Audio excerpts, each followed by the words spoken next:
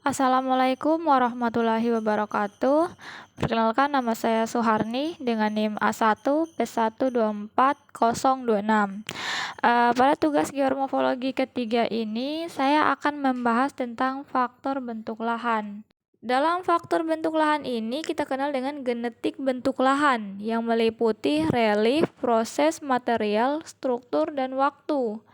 Relief ini bentuk muka bidang atau tempat permukaan bumi, sedangkan proses yaitu kejadian yang berlangsung di muka bumi. Sedangkan material yaitu bahan dan hasil dari batuan dan tanah. Kemudian struktur kulit bumi yaitu arsitektur permukaan dan stratigrafi. Kemudian waktu yaitu waktu geologi sebelum Masehi dan tahun sesudahnya. Dari kelima faktor ini kita gunakan untuk mengkaji setiap bentuk lahan, dari bentuk lahan gunung api sampai ke bentuk lahan antropogenik. Kemudian relief. Relief ini adalah bentuk muka bumi yang didasari oleh adanya perbedaan ketinggian secara relatif antara suatu tempat dengan tempat yang lainnya. Di sini ada situasi topografi, yaitu posisi topografi dan ketinggian absolut.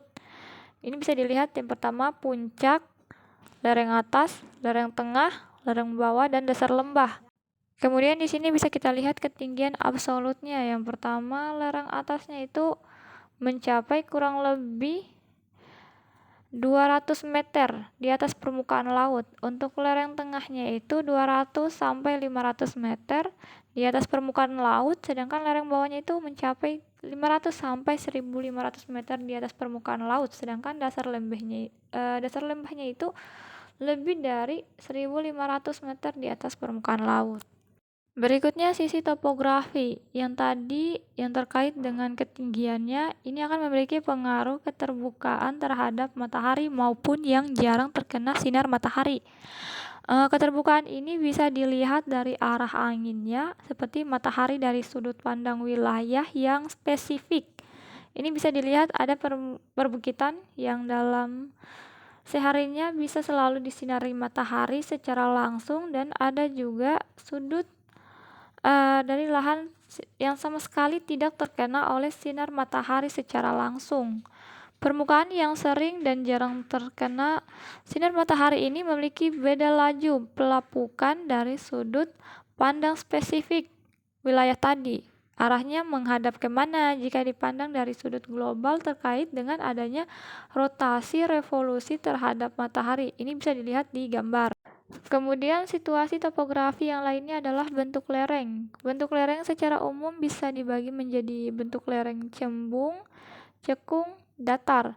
Sedangkan bentuk lereng umum ini bisa kita kelompokkan lagi ke dalam bentuk lereng subumum, yaitu cembung beraturan dan cembung tidak beraturan.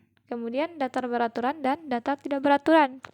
Kemudian bentuk lembah. Bentuk lembah ini bisa kita lihat ada yang dangkal atau lembah terbuka. Ada yang bentuk U halus dan tajam, dan juga bentuk V halus dan juga tajam. Kemudian D, hubungan relief lereng beda tinggi. Di sini ada tabel tentang unit relief ya, dari daftar atau ratahnya, kemudian berombak, bergelombang, berbukit, bergunung, bergunung yang curam, kemudian bergunung terjal. Kemudian kriteria kemiringan dari suatu lereng, misalnya dari lereng gunung berapi tadi. Kemudian persen dari lereng itu mencapai berapa, kemudian untuk tingginya. Kemudian di sini ada pola aliran. Pola aliran ini hubungan jaringan yang mengalirkan atau pengaliran yang menoreh pada permukaan bumi, baik yang ada aliran permukaannya maupun kering. Kemudian di sini ada beberapa tipe pola aliran, bisa dilihat dari atas lewat foto udara atau citra satelit. Kemudian setelah relief kita berbicara tentang material. Material ini ada dua macam yang kita kaji dalam bentuk lahan, yaitu bentuk lahan batuan dan juga bentuk lahan tanah. Dalam batuan di atas dibahas dalam kajian detail di geologi, sedangkan tanah dibahas di kajian pedologi. Yang diidentifikasi di dalam batuan ini yaitu pertama, jenis batuannya itu apakah itu batuan intrusif, beku, atau metafor, atau sedimen. Kemudian kita identifikasi juga tingkat pelapukan atau tingkat pelapukan ini kita lihat kurang lebih ditinjau secara vertikal. Kemudian pelapisannya apakah di permukaan tadi masih segar ataukah batuan segarnya berada di dalamnya atau kurang lebih 50 cm ini. Kemudian menguji berapa segar batuan ini didapat. Kemudian bisa kita tinjau juga dari liputan singkapan batuan dari peta atau citra PJ. Dari batuan tadi kita beralih ke tanah. Tanah ini mengkaji tentang ketebalan tanah, ketebalan regiolit, dan sifat tanah. Ini dibahas di dalam detail di geografi tanah yang meliputi fisika tanah, biologi tanah, dan kimia tanah.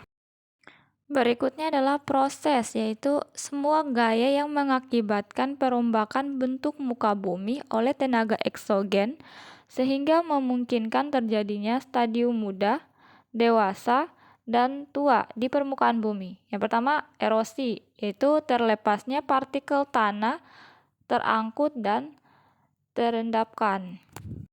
Ini ada contoh tabel seperti yang sebelumnya sudah dijelaskan dari fisika tanah, biologi tanah, dan kimia tanah. Di sini ada besarnya erosi yang akan terjadi sebagai fungsi E, kemudian hujan turun menjadi energi, turun lagi menjadi kekuatan perusak hujan.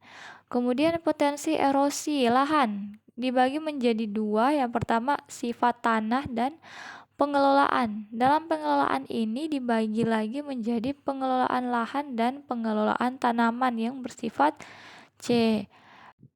Erosi tanah yang disebabkan oleh air meliputi 3 tahap, yaitu tahap pelepasan partikel tunggal dari massa tanah, kemudian tahap pengangkutan oleh media yang erosif seperti aliran air dan angin, kemudian tahap pengendapan pada kondisi di mana energi yang tersedia tidak cukup lagi untuk mengangkut partikel.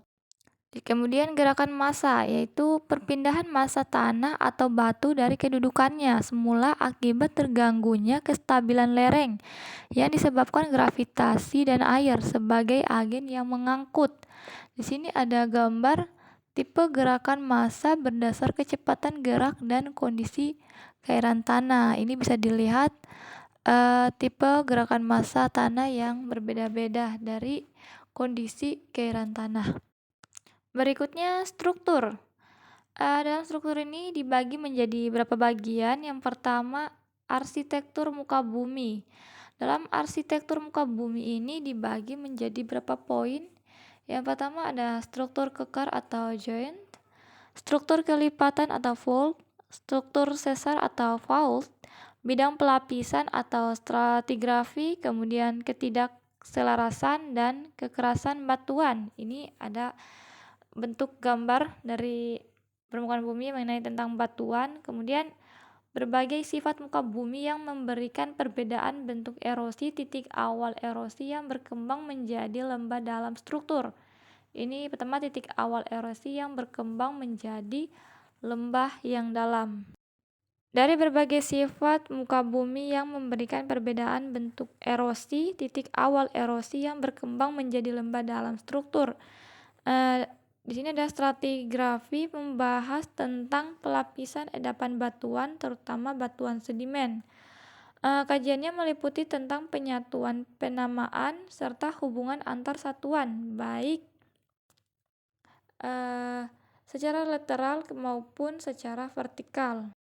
Berikutnya waktu. Waktu ini merupakan proses dari geomorfologi tadi, yaitu yang terdiri dari relief, proses, struktur, material, dan waktu. Bentuk permukaan bumi seringkali hanya dapat dipahami berdasarkan kronologi waktu, yaitu waktu dapat mutlak atau relatif, dapat beberapa tahun lalu, berapa puluh tahun, atau berapa ratus tahun yang lalu. Kemudian penggunaan waktu before depression atau BP secara internasional atau pernyataan tahun BP ditetapkan. Misalnya tahun 1950 sebagai awal. Kemudian penentuan umur secara pasti dengan metode penanggalan karbon berdasarkan peluruhan C atau karbon 14 dalam bentuk gas asetilen.